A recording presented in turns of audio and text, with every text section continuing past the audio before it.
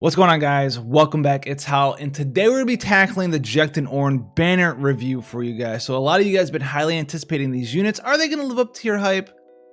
I'm going to say yes.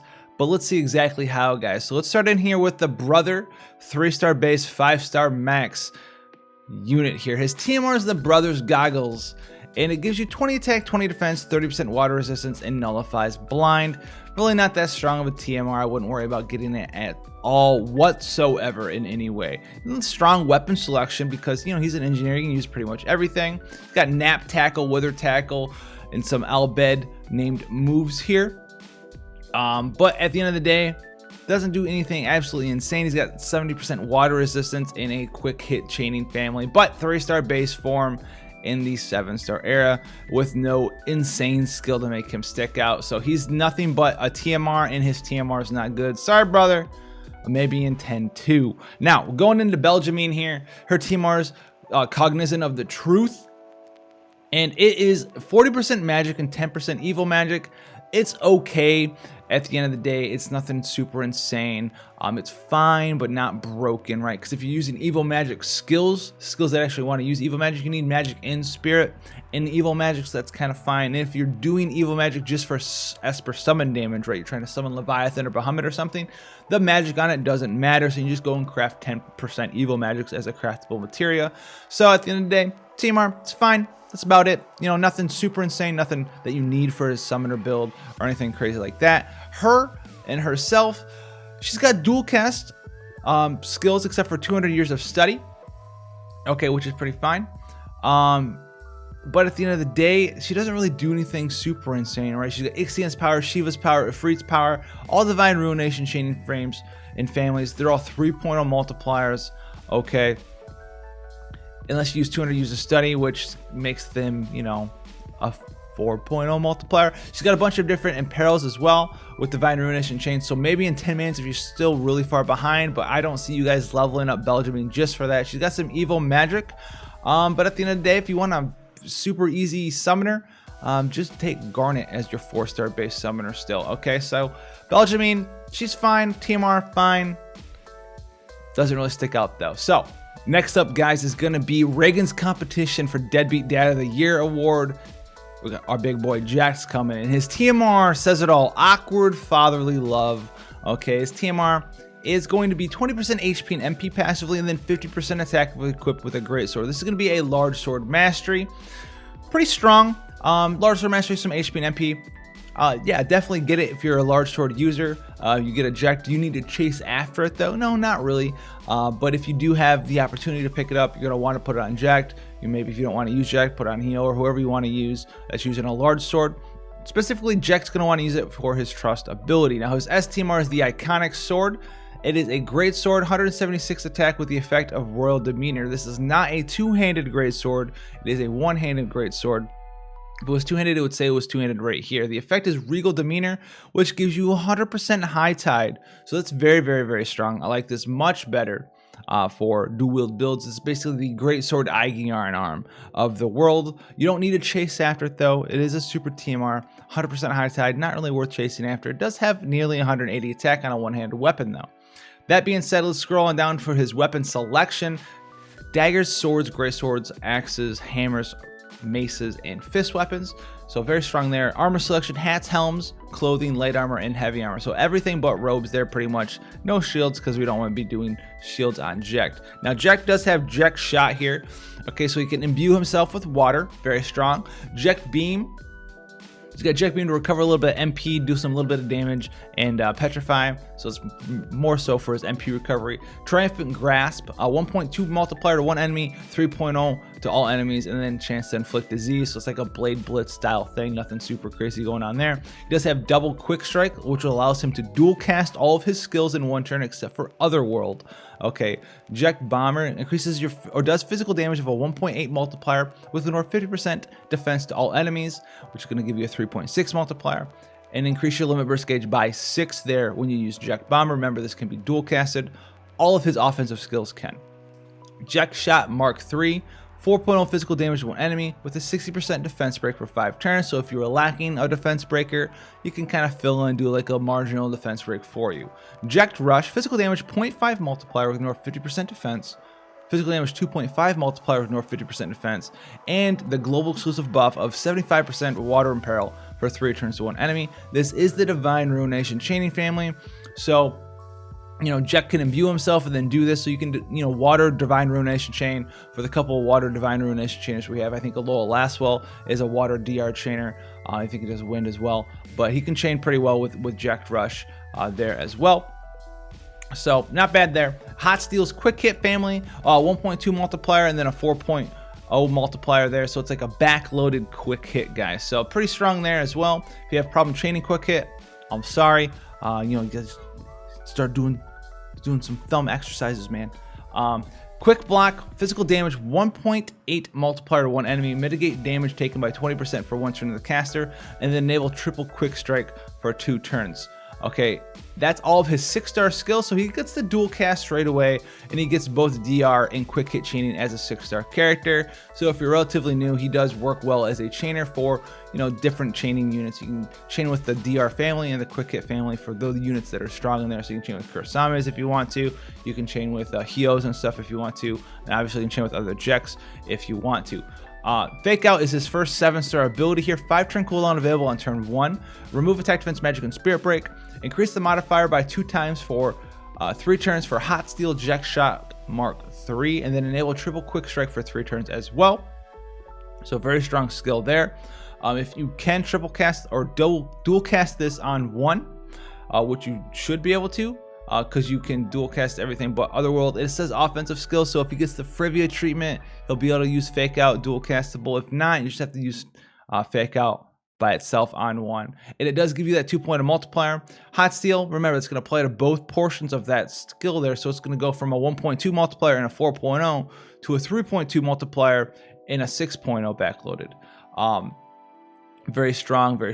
Jecht Shot Mark 3 is going to get a 2-point multiplier. It's just going to be a 6.0 with a 6% spirit break. So not the greatest there. And then you do get the triple cast, all right. Otherworld's an 8-turn cooldown available on turn 8. It's a 9.0 multiplier with ignore 50% defense to all enemies. So it's an 18.0 one-hit chain finishing skill. Non-dual castable, so that's going to take up your entire turn. Relatively not going to be used in a lot of builds. You can, make sure that you get this off if you have some other way of chaining with the tanks and stuff, but you can make it work. At the end of the day, though, it's pretty strong. You have to build your team comp around it. A lot of you guys won't be using Otherworld.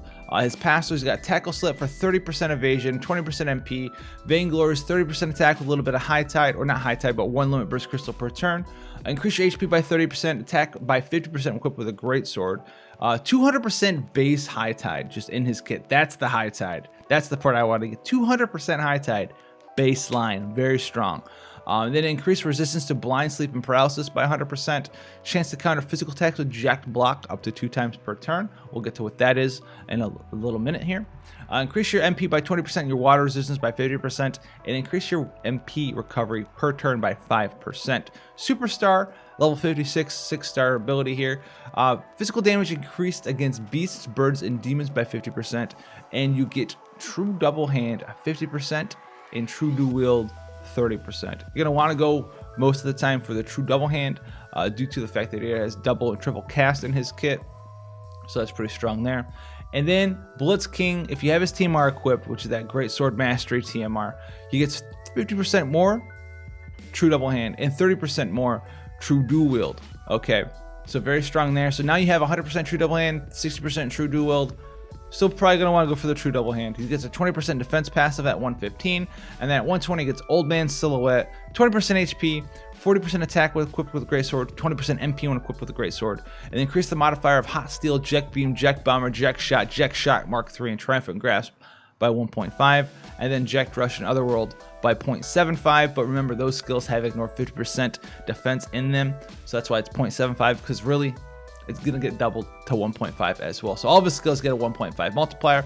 Moving on down to those counters and other things. Here we have Jecht block here, physical damage 1.0 multiplier, and then it's a 70% defense break and 150% attack buff. So depending on, you know, the level of your breaks on your team, buffs on your team, this will probably give you a little bit more damage. Maybe it'll give you none in comparison to what you have available for buffs and breaks on your team. So pretty cool there for free. And then triple quick strike.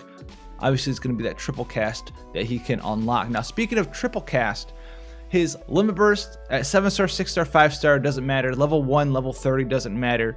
It's always going to give you 4 turns of triple quick strike. So this is going to be very integral to your, you know, your damage dealing rotation. As Jecht, it is a one-hit skill, so you can chain finish it. So how we were talking about Otherworld before, where you're going to want to have some other way to build a chain to really maximize how much damage you do if you don't want any downtime, whether it's Pod 153 or, you know, Lauren in a Victor or some tank combination, or Lilith or whoever, to build a chain every once in a great while, like every 4 turns, to chain finish a triple quick strike on, because it's got a decent multiplier, 12, 16 multiplier, depending on how often you level it or what level you take it to. Pretty decent. You want to keep that damage up, and you definitely want to use this to keep the triple quick strike up. That's the important part. If you want to maximize your damage, feel free to level it up. You do not have to at all. The important part is the triple quick strike. The 12.0 multiplier isn't that big of a decrease in damage overall than the 16.0 multiplier when you look at how much damage you're doing with triple casting all of your skills. So definitely feel free, leave it level 1. Jecht, very strong. He's got DR, he's got quick hit, chaining families, very strong there. DR is not as strong as his quick hit, but you know what? I think we'll be okay at the end of the day. In the triple cast, very easy to unlock and keep up. So that's gonna be Jecht. Moving on, we're gonna go to the other unit who might even just be the best unit on the banner long term. Auron is here as well on this banner. So his team is a legendary guardian. It is a materia. It makes you resistant to confuse, disease, and petrify by 100%. Very strong there. And then gives you 60% attack if equipped with a katana. Very strong. You know, for a lot of the katana users out there, if you're waiting for Axstar, maybe you want to pick up an Auron, you know, just for Axstar, or so on and so forth. If you plan on getting Axstar in the future and you're going to use Auron as your breaker because they chain together very, very well, that's one of the reasons Auron's so popular. Maybe make sure that you get both these TMRs, you know, one now, one later. Put one on Auron, make him do some more damage, activate his trust ability, and then put one on Axstar, because Axstar is going to be using a katana as well. Speaking of katanas, the super TMR is going to be the Masamune, 184 attack, 30% MP katana. One-handed though, keep in mind, one-handed katana. So I would not chase after this. It's not that good. If you're looking for a super TMR katana to chase after, go after Axstars in the future. It's 180 attack, but it's a two-handed katana. You can get that 30% on average damage bonus from the variants compared to a one-handed weapon. Equipment selection: great swords, swords, katana, spears, daggers. Guess what? 9 times out of 10, we're gonna be wearing a katana on our boy Auron. So we got Power Break, Magic Break, 60% attack and magic breaks. That's fine. Majestic Phoenix, 45% attack and magic AoE break for 3 turns. Crouching Dragon, 45% defense spirit break for 3 turns, all enemies there as well. Armor break, mental break, 60% single target defense breaks there. That's fine.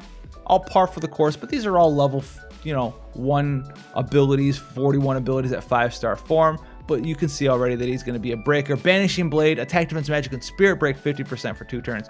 Double break, you can use armor break, magic break, mental break, and power break twice in 1 turn, but we're not even there yet. Dragonfang, 3.6 times multiplier to to all enemies. And we have Gnawing Flame and Hellstorm. Okay, Gnawing Flame, 4.5 multiplier to 1 enemy, decreased their fire resistance by 50% for 3 turns as well. And this is the absolute mirror of equity chaining family. Hellstorm is the exact same thing, except it's wind elemental. So wind physical damage, wind imperil, absolute mirror of equity chaining family there. Shooting Star, physical damage, 2.75 multiplier with ignore 50% to 1 enemy. This will be like around a 5.5 multiplier there. Very strong skill to chain finish with. Now we have Bushido dual arts. You can use Banishing Blade, Crouching Dragon, Dragon Flame, Gnawing Flame, God Killer, Hellstorm, Majestic Phoenix, and Shooting Star twice in 1 turn. So you can chain with absolute mirror of equity. You can chain finish with Shooting Star. You can do whatever you want to do. You can break with him. How do you break with him? Outside of the skills we just went over in his 6-star form, the reason Auron gets so strong is when you get to the 7-star form, you get Entrust the Future. 7-turn cooldown, available turn 1.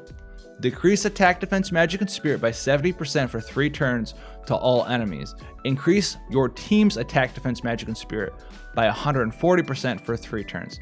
So a 70% 3-turn AoE break on your opponents and a 140% all-stat AoE buff for your party. 7-turn cooldown, very strong skill. Okay, very strong skill. We have Take the Initiative next. 4-turn cooldown, available turn 4, 10 times physical damage multiplier to all enemies, enable for 2 turns, Bushido triple arts, and God Killer as well. So remember, this is going to be unlocked for 2 turns, but it counts the turn that you unlocked it, so you're going to be able to use triple arts and God Killer next turn. Okay, and you will have Bushido triple arts, which will allow you to triple cast God Killer. Okay, so moving on into his passives. Counter, chance to counter physical attacks, a glass to the deceased, raise that wine, and resistance to poison. He's got auto heal, HP, and MP. A guide to the story.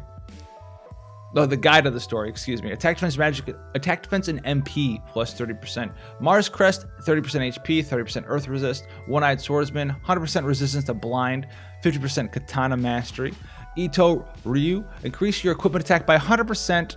100% true double hand. Oh my goodness. Then it gets High Tide, which just gives you 100% High Tide. Super good there. 7-star form passives here. 101 Mars Sigil. If you have his TMR equipped, which is his very, very strong 60% Katana Mastery, you get 50% more true double hand. Okay, and then when your HP drops below 30%, you get 150% attack and defense buff for 3 turns. You get auto cast Bushido triple arts at the start of the battle, and it upgrades your limit burst. You absolutely need to have your TMR equipped to him. Absolutely. Triple cast at the start of the battle, upgrade your limit burst, 50% more. Yes, you want all of this stuff, okay? Tidus's Supporter. Defense and Spirit, 30% HP passive. Increase your MP by 5% per turn. 20% Spirit passive here as well. And then Braska's Comrade, 40% attack. Increase modifier to Banishing Blade, Dragonfang, Gnawing Flame, and Hellstorm by 1.5. And then God Killer and Shooting Star get a 0.75 multiplier increase. And remember, those have 50% ignore passive, so these are also 1.5 multiplier increases as well. God Killer is going to be a 2.5 multiplier, ignore 50% defense to all enemies, with decreased attack, defense, magic, and spirit by 70% for 2 turns to all enemies. Okay, so you can chain finish with this. Remember, it's got that 0.75 multiplier increase here as well, so it's like a 3.25, so it's like a 6.5 multiplier. Nothing super insane, but he's primarily a breaker, and he gets to be a true double-hander is the main thing here that differentiates him versus Lauren. And he gets to get another case of 70% all stat break. Now, his limit burst is yet another way for him to break for you. So he's got high tier breaks after high tier breaks after high tier breaks for you. So Tornado upgraded. Level 1 is a 7.3 multiplier with ignore 50% defense and a 50% fire and wind and peril for 3 turns to all enemies. The upgraded part is it will always have a 74% attack, defense, magic, and spirit break for 3 turns to all enemies as well. So very similar to Lauren's limit burst. If you have it level 30, it's going to be a 79% imperil, and the damage multiplier is going to go from 7.3 to 9.0. But the break's always going to stay the same. So you can leave this at 1 if you want it just for the breaks. If you want it for the imperil too, you're going to want to level it up. Very similar to Lauren's. Very strong there. So what's the deal with Auron? Why has he been so heavily hyped? Is he worth the hype? Do you need to pull for him? If you don't have a high tier break yet, he's definitely worth looking at for his high tier breaking capabilities.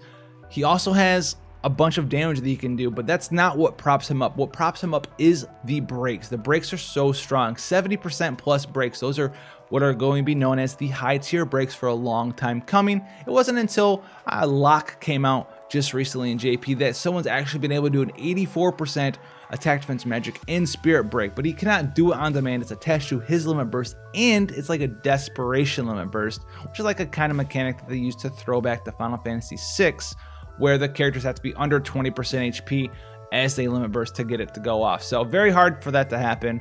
Outside of that, no rule breaks are actually above 74% breaks outside of Heavenly Technician Lid's 79% 2-turn AoE break, which is probably the highest consistent break you can get off in the game. But Auron does damage, very flexible, and he's got those high tier breaks in multiple ways. 3 different ways for his break. Remember, he's got his cooldown skill on 7-turn cooldown that does the 70% break with some buffs. And he's got God Killer that unlocks off of his other cooldown, and then he's got his Limit Burst. So he's got 2 70% breaks and a 74% break. He's got some Imperils with Fire and Wind. He's got AT chaining families, okay, which is very, very flexible. He is locked to Wind and Fire when you're trying to chain with AT, but that's fine because he can also chain finish for you, as well with his non-elemental skills with God Killer and with Shooting Star, I do believe. So he's very, very flexible, absolutely insane unit, very strong, 150% base, true double hand, exceptionally powerful. He's going to be able to do a lot more damage than Lauren would do. He's going to be able to chain with more chaining families than 2B can do, which could be a thing for you guys in the future. He works extremely well, as we said in the review, with Axstar, because Axstar's main chaining family is Absolute Tranquility or Absolute Mirror of Equity, and Axstar does have Fire Imbue as well. So that's gonna be absolutely fantastic for you guys out there.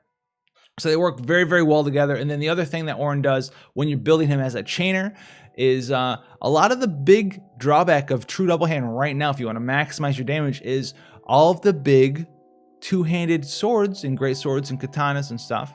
They're all non-elemental, right? Well, Auron's chaining families, his 2 skills, they're fire physical damage built in or wind physical damage built in, so you don't even need an imbue for that. If you want an imbue, it's for chain finishing, but if that's not a big deal to you and you're using him for a chainer, you don't have to worry about having the right elemental weapon equipped to him, as long as you're, you know, gearing him up and getting ready to AT chain fire or AT chain wind. Just put whatever your strongest katana on him is. Put a Masamune from Sephiroth on him, whatever have you. You can go ahead and do that. So this banner is exceptionally powerful. Now Jecht's pretty good as well. The main problem with Jecht is that he's strictly a damage dealer. If you like Jecht's strong, Jecht's gonna be great. But we know in the future, you know, we have Axstar coming out, we have Xenogears coming out, all that fun stuff. Being a strict damage dealing unit, you're always the first to fall to power creep, right? If you have no utility attached to, we've had this conversation before, guys. If you have no utility attached to your unit, you're the first one to go. You're the first one to get outdone. Do you need to have the best of the best of the best damage dealers to do content in the game? No, but the severity of like the damage dealing creep that we're going to get to up to Axstar, right, from where we are now to Axstar, we're about halfway there, I want to say. All right, Xenogears and then Axstar, and then after Axstar, we all kind of like, it evens out for a little while.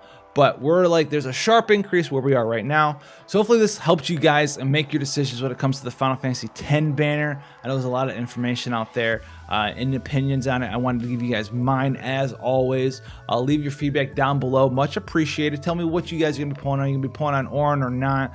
You know, are you guys going to be pulling for a unit you didn't think you're going to be pulling for? Are you guys going to be passing on this banner?